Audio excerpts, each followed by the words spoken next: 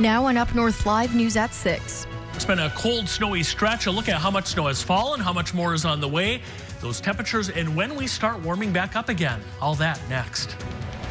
And with these cold temperatures, a warning from a fire department, plus where you can go to get heating assistance. Hey, Congress! Why these protesters were out in front of the governmental center in Traverse City and why today. And we look forward to spring with some tips on starting your vegetable garden now. This is Up North Live News at 6 on 7 and 4.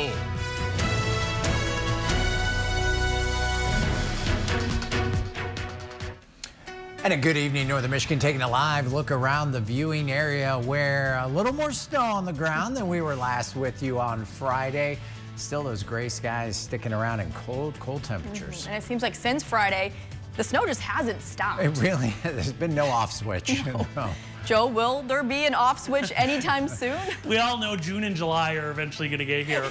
But yeah, we are later in the week going to see this kind of winding down. And on top of the little warm up too, heading into next weekend. But in the short term, tonight, tomorrow, Wednesday, maybe even a little bit into Thursday rather, still some snow coming in. Let's take a look around the region.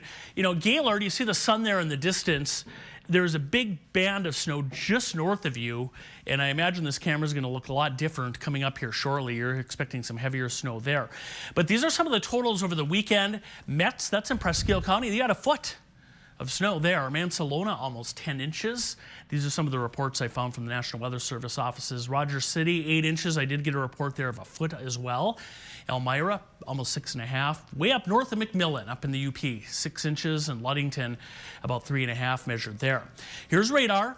And again, the only reason we have snow is because of Lake Superior, Lake Michigan, Lake Huron. Lake effect snow continuing downwind of the lakes tonight. And the other story is the cold. It's only 5 degrees right now at Cadillac and Houghton Lake. It is a cold evening out there. The wind chill right now is sitting below 0 for several spots. Look at Houghton Lake right now. It feels like 12 below. We do have winter storm warnings for Luce, Antrim, and Kalkaska counties through tomorrow morning. We could see 3 to 6 more inches of snow, and then surrounding that, winter weather advisories for all the purple shaded counties for more lake effect snow in those areas. I'll look at that forecast. We'll also talk again how much more snow is on the way, when it ends, and when we get that warm up too. Well, new at 6, single-digit temperatures and wind chills well below 0. Much of northern Michigan is bracing for yet another frigid night and similar ones over the next couple of days. For some folks, that can mean a real challenge with keeping their houses warm enough. And in some cases, that challenge can lead to a call to the fire department. But there is help out there. We'll see an increase in close calls and fires all throughout the community. When temperatures drop, things heat up at fire stations around northern Michigan. We see an increase in the January, February, March, when the cold snaps hit, of alternative heat sources being some part of the cause of the fire. To stay warm, more and more folks are counting on things like electric blankets and space heaters to take the chill off. There's a lot going on between those cords, and people should be aware of what's going on there. Should be, but often aren't. And that can lead to close calls or all-out fires at homes. Firefighters like Jake want to remind you of a few things. If you're using multiple units on one outlet, that could be a very big problem. If you're using some extension cord or power tap or surge protector to extend the reach of that appliance, that could be a problem. Ditch the extension cords and have the heater be the only thing in an individual outlet box. Also, before you plug it in, check the cord. And it's frayed or kinked or damaged, now you're introducing a lot more energy, and if it finds a ground or it becomes compromised, it could start a fire rather quickly. Place the heater with at least 3 feet of space around it and nothing combustible nearby, and then don't overdo it. If you're using them for a prolonged period of time, you're just increasing your risk of creating a fire hazard. These are intended to take the chill off a room, not replace a household heating method. If you don't have a furnace that is capable of keeping up with the weather, you need to make that investment. And making that costly furnace repair in order to ditch the space heaters may be possible thanks to programs and resources available at the Northwest Michigan Community Action Agency. We're here, we exist to help people, and that's what we love to do. There's money available to address broken furnaces and costly repairs. Yeah, there is help. Different avenues, either through us or other agencies. Right now, we do have some funding. We have quite a bit of funding in Charlevoix and Emmett County. That's often administered as a grant up to $10,000. And money available for more long-term fixes to get and keep more heat in your home. We can get you on a wait list and do a lot of upgrades like insulation, air sealing. We help with ventilation, we help with appliances, tuning, replacing furnaces, water heaters if needed. NMCAA can help or advise with a lot of longer-term fixes and can even help guide folks through more of an emergency situation as well. Somebody needs help with paying their utility bills, or if they need help with a propane fill or fuel oil or wood pellets, their first stop should always be the Department of Health and Human Services. Again, the advice to those needing emergency heating help, reach out to MDHHS. You can apply for what's called a State Emergency Relief or SCR grant. That can be done online at My Bridges. In the meantime, the fire department encourages everyone, follow those basic guidelines and don't leave a heating appliance unattended. Snow and ice can be dangerous on the roads or sidewalks, but also at your own home. Too much packed snow on the roof can damage your walls or even cause a collapse. We spoke to Story Roofing out of Buckley and Gaylord today. Staff say a crew of 7 workers has been out all day clearing roofs. If you go outside and look up, there are some signs of whether your roof needs work. On the outside, you really want to be looking, at the eaves of your home.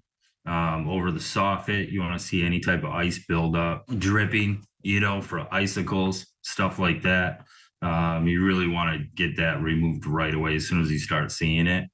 On the inside, if those ice buildups, ice dams get real bad, you'll start seeing leaking through any type of open fixture or area in the home. Corbin says in this weather, the crew often only fixes 2 roofs a day, and that much alone takes a heavy physical toll. He says do not hesitate to call, but suggest clearing some of the eaves yourself while you wait. Amid the debate over PFAS in Cadillac and what to do about the forever chemicals, a new clean water partnership has formed with Herring Township and other Cadillac area volunteers. Last week, Herring Township met with Cadillac Advocates for Clean Water, a group that is working to ensure everyone has clean, safe, and PFAS-free drinking water. At the meeting, the township approved purchasing 100 tests for $8,000 to test for PFAS. CACW says Herring Township found PFOA in their water supply, which is under the state standard, but they're still advocating for more testing. We were very interested in getting water to the people on municipal water in Herring, and also to any wells that have been infected with the contamination. So we want to work on funding, we want to work on testing, and we want to work on getting clean water and filtration to the people. Along with purchasing its own tests for testing, Galvanic says the group is working with Ice Mountain to provide bottled water to residents who need it, along with filtration systems. This afternoon, protesters rallied in Traverse City on President's Day. Hey, Congress! Do your job! Nobody elected! Elon Musk!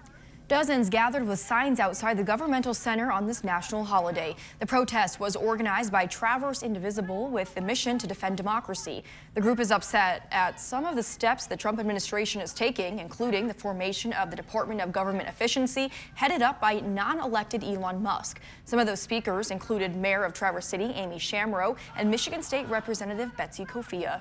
An update now. The Sault Ste. Marie tribe enters its 2nd week of recovery after a ransomware attack hit tribal computer systems, impacting administration, health centers, and shutting down all 5 Kuwaitan casinos. Along with limited services, the attack has canceled some events, including the winter ceremonies and Valentine's dance. In a statement, Chairman Austin Lowe says the tribe is making progress with cybersecurity experts, saying in part, quote, "Right now, we expect the tribe will continue to operate in a limited capacity for up to another week.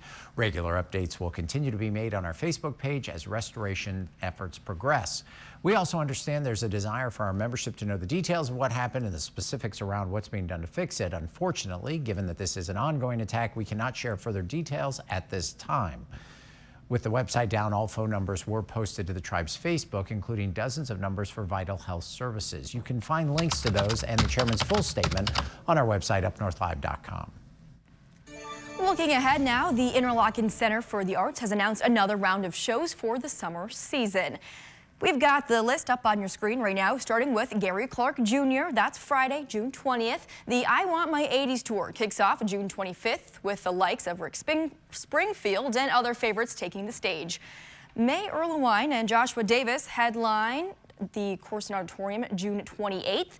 Matt Kearney takes his Headlights Home Tour to Interlochen in July. Then it's an evening with cake, August 15th at the Kresge Auditorium. And Pink Floyd tribute band favorite Brit Floyd brings its signature psychedelic sound the following day, August 16th. And for tickets and more details, check out the article on our website, UpNorthLive.com. Just search Interlochen. We're helping you prepare your spring garden. We spoke to experts about the best time and what you need to know before planting. Coming up. And in weather, more lake effect snow on the way. We're going to take a look at how much more, but there is a warm up on the way too. More on that after the break. I'm Jada Johnson from Big Boys TV, and the Fish and Game Report is sponsored by Johnson's Propane.